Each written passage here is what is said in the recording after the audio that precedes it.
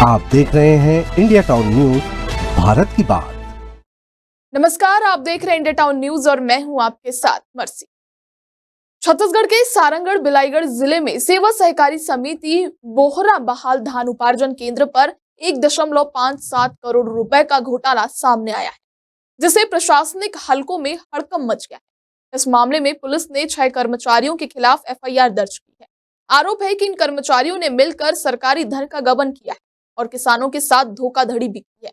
यह घोटाला न केवल राज्य सरकार की धान खरीदी प्रणाली पर सवाल उठा रहा है, बल्कि किसानों के विश्वास को भी चकनाचूर कर रहा है। देखिए ये रिपोर्ट।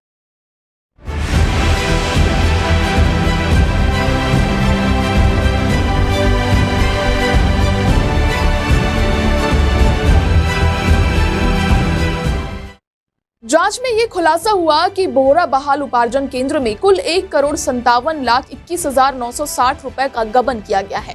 इन पैसे का गबन करने वाले आरोपी 6 कर्मचारियों की पहचान की गई है, जिनमें सहायक समिति प्रबंधक निराकर पटेल, फंड प्रभारी नीलांबर पटेल, बरदाना प्रभारी दिलेश्वर पटेल, धान आवक जावक प्रभारी दिलेश्वर विश्वकर्मा, कंप्यूटर ऑपरेटर शिव कुमार पटेल और प्राधिकृत अधिकारी टीकाराम पटेल शामिल है। इन सभी कर्मचारियों के खिलाफ कनकबीरा पुलिस ने भारतीय न्याय संहिता की गंभीर धाराओं में मामला दर्ज किया है। जांच में यह भी सामने आया कि धान खरीदी पंजी और विभागीय वेबसाइट के डेटा में भारी अंतर पाया गया।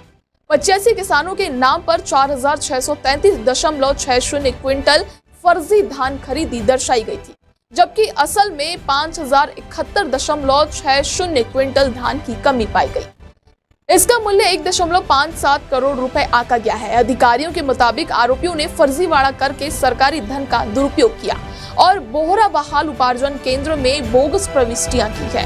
इससे यह स्पष्ट होता है कि ये घोटाला सुनियोजित और संगठित था, जिसमें कई लोगों ने मिलकर सरकारी धन का गबन किया। ये घोटाला केवल आर्थिक दृष्टि से नुकसानकारी नहीं है, बल्कि ये किसानों के साथ धोखाधड़ी का भी मामला बन गया है। सरकार के तंत्र पर विश्वास रखने वाले किसान अब ये सोचने पर मजबूर हो गए हैं कि क्या उनकी मेहनत और पैसों का सही तरीके से इस्तेमाल हो रहा है। इस घटना ने छत्तीसगढ़ की धान खरीदी प्रणाली पर सवाल उठाए हैं और ये स्पष्ट किया कि सिस्टम में सुधार की आवश्यकता है।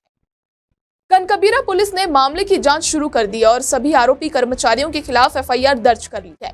पुलिस ने भारतीय दंड संहिता की धारा 3 आपराधिक साजिश, धारा 5 धोखाधड़ी, धारा 306(5) के तहत सार्वजनिक धन का दुरुपयोग और धारा 318(4) के तहत फर्जी दस्तावेजीकरण के तहत आरोपियों के खिलाफ सख्त कार्रवाई की है।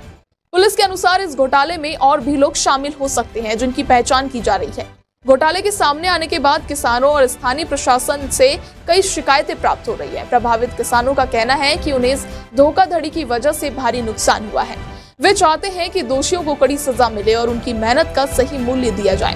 वहीं प्रशासन ने भी इस मामले को गंभीरता से लिया है और पूरी जांच प्रक्रिया को पारदर्शी बनाने का आश्वासन दिया है।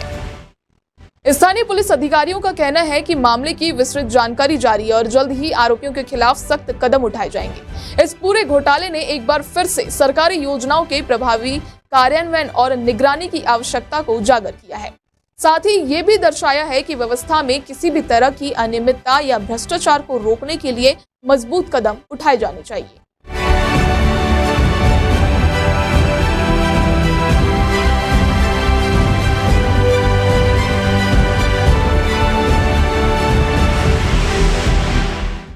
धान खरीदी केंद्र में घोटाले का ये मामला सरकार और प्रशासन के लिए एक बड़ा चैलेंज बन गया है। अब देखना होगा कि दोषियों के खिलाफ सख्त कार्रवाई होती है या ये मामला एक और अनसुलझा घोटाला बनकर रह जाता है। किसान और जनता दोनों की नजर अब इस मामले पर है। फिलहाल आज के लिए इतना ही और आप देखते रहिए इंडिया टाउन न्यूज, भारत की बात।